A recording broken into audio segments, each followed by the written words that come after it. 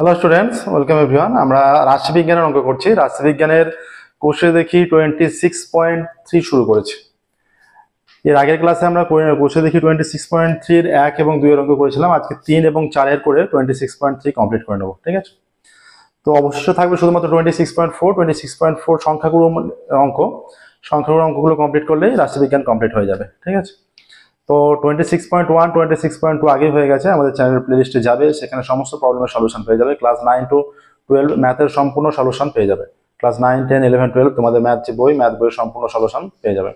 এর আগে আমরা রায় মার্টিন প্রশ্নবিদটা সলভ করেছি। মডেল কোশ্চেন পেপার 21টা মডেল কোশ্চেন পেপার 21টা মডেল কোশ্চেন পেপারে সলভ করেছি। তাহলে আজকের ক্লাস শুরু করছি আজকে 3 থেকে। কোর্সে থেকে 26.3 তোমাদের বইয়ের 358 পাতা 3 থেকে 3 দেওয়া আছে, যেটা যে শ্রেণী দেওয়া আছে, পরিসংখ্যা দেওয়া আছে। প্রদত্ত তথ্যের ক্রমযৌগিক পরিসংখ্যা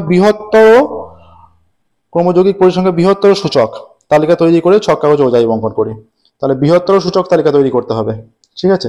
তাহলে বৃহত্তর সূচক যেটা হবে, এখানে দেওয়া আছে 0 থেকে 5 এর মধ্যে 4, হ্যাঁ, আচ্ছা, 5 থেকে 10 এর মধ্যে 10, 10 থেকে 15 এর মধ্যে 15, 15 থেকে 20 এর মধ্যে 8, 20 থেকে 25 এর মধ্যে 3, 25 থেকে 30 এর মধ্যে 5।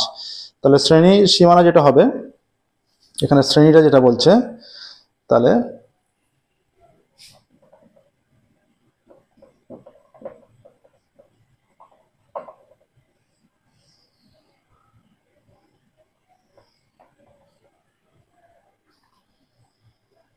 ক্রমযৌগিক পরিসংখ্যা বৃহত্তর সূচক।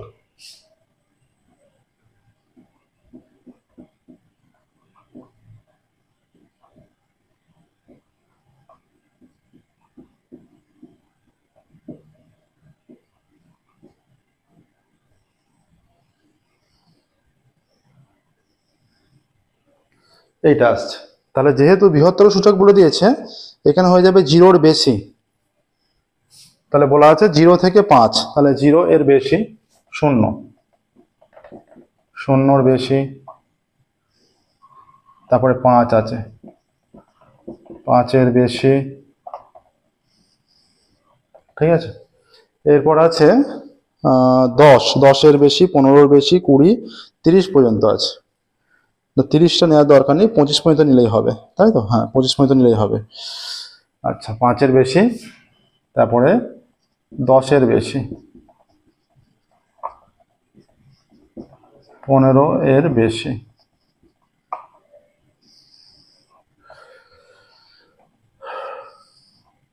আচ্ছা,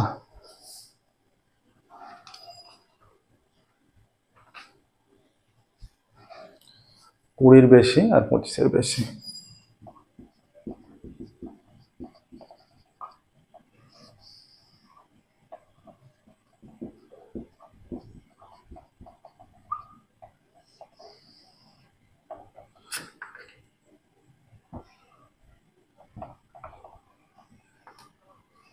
তাহলে 0-র বেশি এখানে হয়ে যাবে, টোটাল করলে কত হচ্ছে? আচ্ছা, 25-এর বেশি থেকে আমরা হিসেব করি, 25 থেকে 30-এর মধ্যে 5, তাহলে 25-এর বেশি 5 হবে।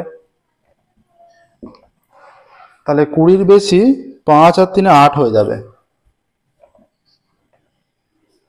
15-র বেশি 8 আর 8 16 হয়ে যাবে।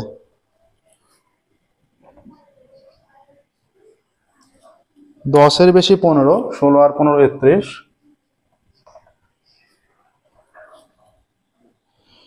আচ্ছা, 5-এর বেশি তার সঙ্গে 10 যোগ 41। আর 0-র বেশি তার সঙ্গে 4 যোগ 45।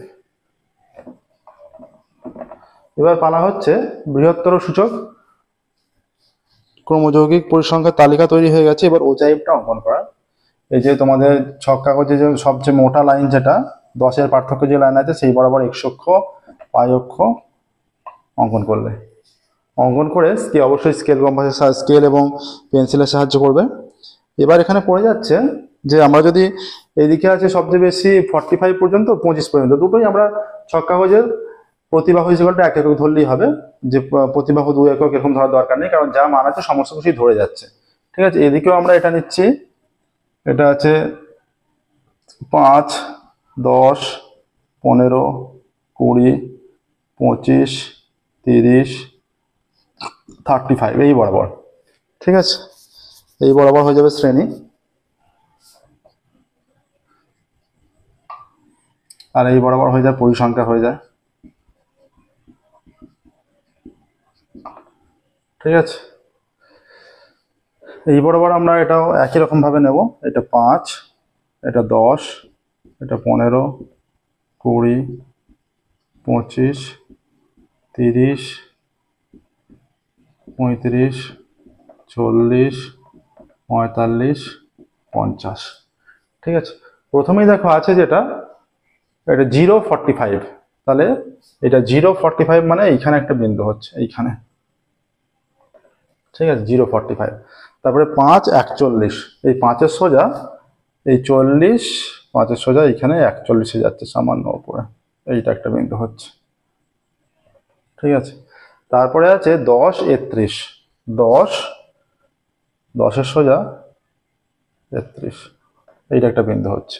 15, 16, 15 আর এখানে 16 এইখানে যাচ্ছে, 15, 16। 20 কত? 20, 8, 20 এই সোজা 10, তার 2 আগে 20, 8। আর 25 কত? 25, 5, 25, 5 এইটা আসছে। ঠিক আছে, এইটা হচ্ছে দেখো। এবার এইগুলো পেন্সিলের সাহায্যে ছোট ছোট করে যোগ করলেই বৃহত্তর সূচক ক্রমযৌগিক পরিসংখ্যা সাহায্যে ওজাইভ হয়ে যাচ্ছে।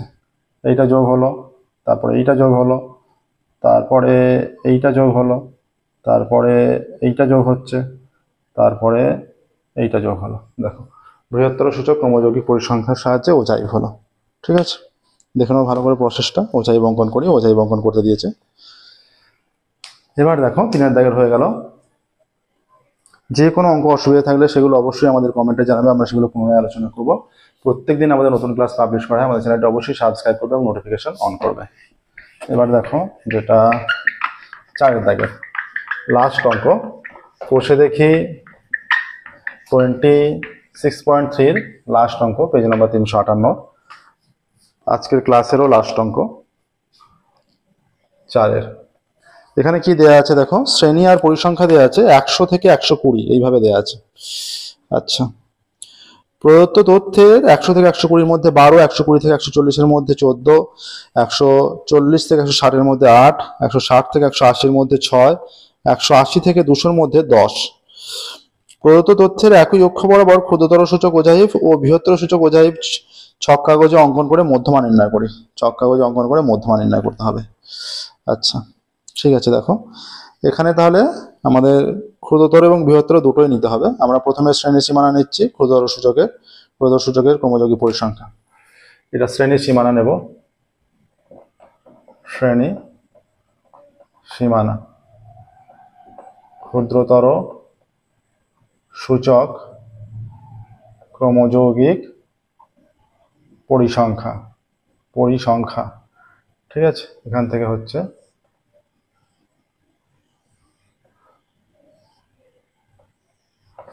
কি বলা আছে, এখানে বলে দেওয়া আছে যে তাহলে ক্ষুদ্রতর সূচক ক্রমযৌগিক পরিসংখ্যা নিচ্ছি যেহেতু 120 কম, 120 কম হিসেবে নিতে হবে। 120 এত এর কম, ক্ষুদ্রতর সূচক কমই হয়, 120 কম, এরপর 140-এর কম, 140-এর কম, এরপর হয় 160-এর কম, এরপর আছে, ঠিক আছে, কত পর্যন্ত আছে এটা? 200 পর্যন্ত আছে, 200 পর্যন্ত আছে। তাহলে 160-এর কম, তারপরে হবে আচ্ছা এখানে 120-র কম তো হবে না, কারণ 120-র কমে তো কোনো 120-র কম, 140-এর কম, 160-এর কম, 180-র কম, এত এর কম, আর 200-র কম। এটা ধরো ক্ষুদ্রতর সূচক তৈরি হচ্ছে। তাহলে এখানে 100 থেকে 120-র মধ্যে 12 আছে, তাহলে 120-র কমে 12টা হবে। ঠিক আছে, 120 থেকে 140-এর মধ্যে 14 আছে, তাহলে 12 আর 14 এটা যোগ হয়ে 26 হয়ে যাচ্ছে। ঠিক আছে, 140 থেকে 60-এর মধ্যে 8 আছে, তাহলে 26 আর 8 এটা যোগ হয়ে 34 হয়ে যাবে। ঠিক আছে, 140 থেকে 60-এর মধ্যে 6 আছে, 34 আর 6 40 হয়ে যাচ্ছে, আর তারপরে 10 আছে, 34 আর 6 40, 40 আর 10 50। এইটা একটা হলো। এবার দেখো এখানে আমরা বৃহত্তর সূচক ক্রমযৌগিক পরিসংখ্যা তৈরি করব, শ্রেণী সীমানা আর বৃহত্তর সূচক ক্রমযৌগিক পরিসংখ্যা। শ্রেণী সীমানা,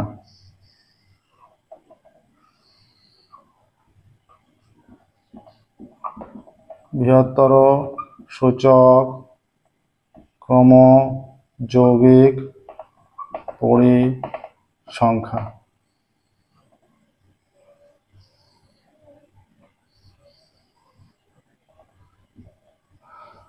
তাহলে বৃহত্তর সূচক যখন বলবে আমাদের কিভাবে নির্ণয় করতে হবে, যে এতর বেশি এতর বেশি এইভাবে। তাহলে এখানে 100-র বেশি, 100-র বেশি,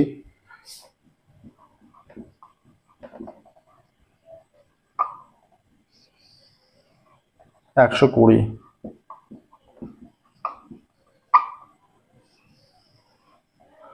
ঠিক আছে। এরপর 140-এর বেশি, তাহলে 180 পর্যন্ত এটা হবে।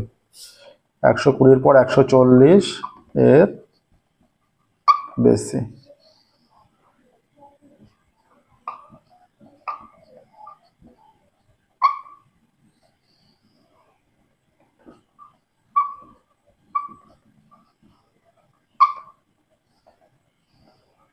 এইটা তাহলে 180-র বেশি এখানে 10 হবে।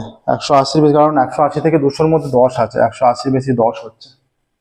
এরপর 160-এর বেশি, 160-এর বেশি কত হবে? 160-এর বেশি হয়ে যাবে 10 আর 6 16 হবে এটা, ঠিক আছে। আচ্ছা, 140 থেকে 60-এর মধ্যে 8 আছে, 16 আর 8 24 হয়ে যাবে এটা। আচ্ছা, 100 এরপর 14 আছে 20 থেকে 40-এর মধ্যে, তাহলে 14 যোগ করলে এটা 38 হয়ে যাচ্ছে, 38 হয়ে যাচ্ছে। এবার এরপর 12 আছে, 12 যোগ করলে 50 হয়ে যাচ্ছে। এবার তোমাদের গ্রাফ পেপার যেটা পাবে, সেই গ্রাফ পেপারে এই যে ওয়াই অক্ষ আর এক্স অক্ষ অঙ্কন করবে। এটা 0 0 বিন্দু, ঠিক আছে। এক্স অক্ষ ওয়াই অক্ষ অঙ্কন হলো। অঙ্কনের পর কি করবে, এবার এক্স অক্ষ ওয়াই অক্ষ অঙ্কনের পর এবার ক্ষুদ্রতর আর বৃহত্তর অঙ্কন করতে হবে, ঠিক আছে। দেখো এটা হয়ে যাচ্ছে 100 পর্যন্ত আছে, এই বরাবর হয়ে যাবে শ্রেণী, এটা পরিসংখ্যা। আচ্ছা, প্রথমে আমরা ক্ষুদ্রতর সূচকটা নিচ্ছি 120, 120। এইখানটা আমরা যেহেতু 120, এইখানটা আমরা একটা দিচ্ছি, কারণ এখানে এই মানটা হয়ে যাচ্ছে 100 পর্যন্ত, মানটা এখানে হয়ে যাচ্ছে, মনে করো 100 পর্যন্ত মানটা এখানে 100 থেকে আছে, এখানে 120 থেকে আছে, 100 পর্যন্ত মানটা আমরা নিয়ে নিচ্ছি মনে করো। তাহলে এখানে আমরা ধরে নিচ্ছি এইখানটা 100, তাহলে তারপরেও 120 থেকে 200 পর্যন্ত আছে, 100 আছে, ঠিক আছে। 100 আছে যেহেতু আমরা 100 তো ছক কাগজে পাচ্ছি না, 50 পেতে পারি। আমরা প্রতি এক্স অক্ষ বরাবর প্রতি 2 ঘর ইজিক্যাল টু 1 একক নেবো। এক্স অক্ষ বরাবর প্রতি মানে 1 ঘর ইজিক্যাল টু 2 একক, এভাবে ভেবে নেবো। 1 ঘর ইজিক্যাল টু 2 একক, আর ওয়াই অক্ষ বরাবর 50 পর্যন্ত আমরা পেয়ে যাচ্ছি। ওয়াই অক্ষ বরাবর 1 ঘর ইজিক্যাল টু 1 এককই নেবো। ওয়াই অক্ষ বরাবর 1 ঘর ইজিক্যাল টু 1 একক, আর এক্স অক্ষ বরাবর 1 ঘর ইজিক্যাল টু 2 একক ভাববো। তাহলে এইটা 100 হলে এইটা ভাবো 120, এইটা ভাবো 140, এইটা 160, এইটা ভাবো 180, এইটা ভাবো 200, ঠিক আছে। আচ্ছা, তাহলে আমরা এই বরাবর এইখানে নিচ্ছি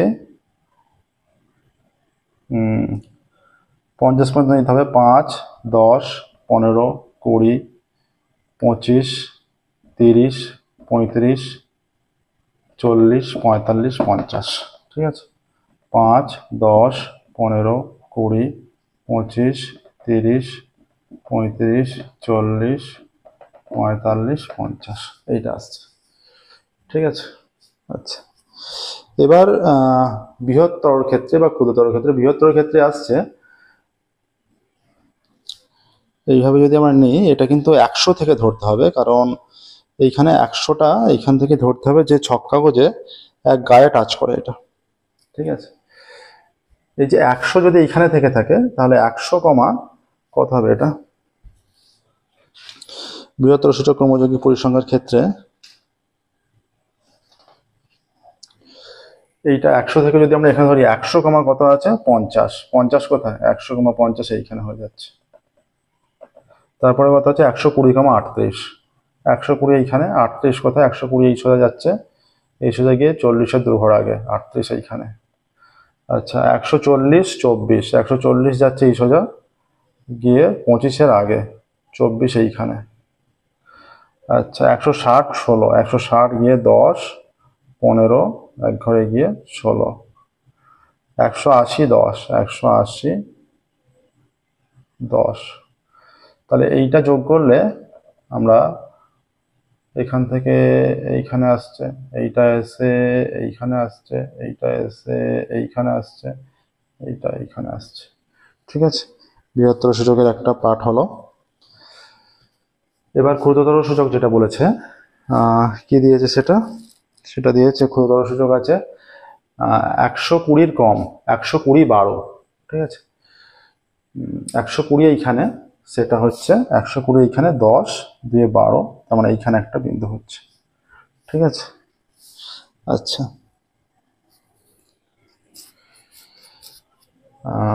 তারপরে বিন্দু আছে 120 12, 140 26, 140 এই সোজা গিয়ে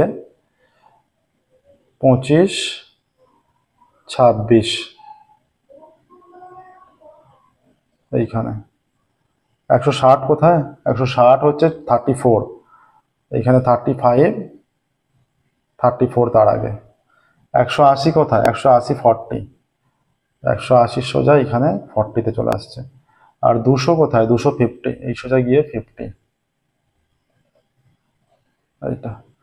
তাহলে এখান থেকে এইটা যোগ করলাম, এইটা যোগ করলাম, এইটা স্কেল ধরে অবশ্যই যোগটা করবে, স্কেল ধরে পাটে পাটে যোগ করবে। ঠিক আছে, আচ্ছা এইটা নিয়ে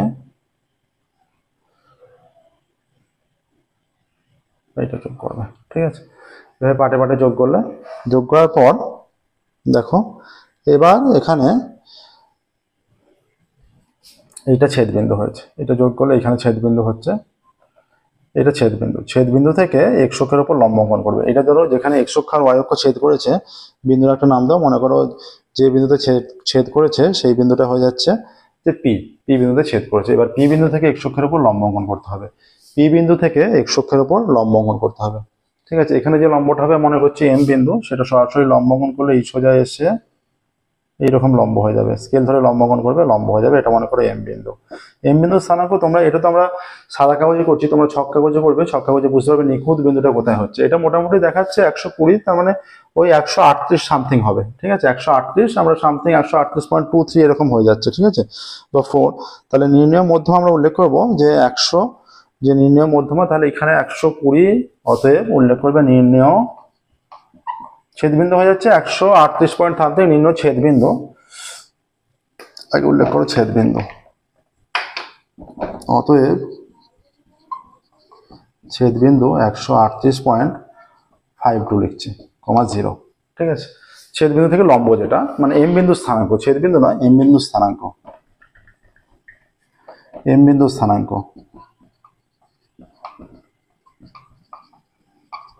138.52 লিখছি, 52,0। ঠিক আছে, বা 5 3 5 4 মোটামুটি একটা যেরকম হবে সেরকম বুঝে লিখতে হবে। ঠিক আছে, 138.557 মনে করো, 57,0। ঠিক আছে, আচ্ছা অতএব নির্ণয় মধ্যমা হয়ে যাবে,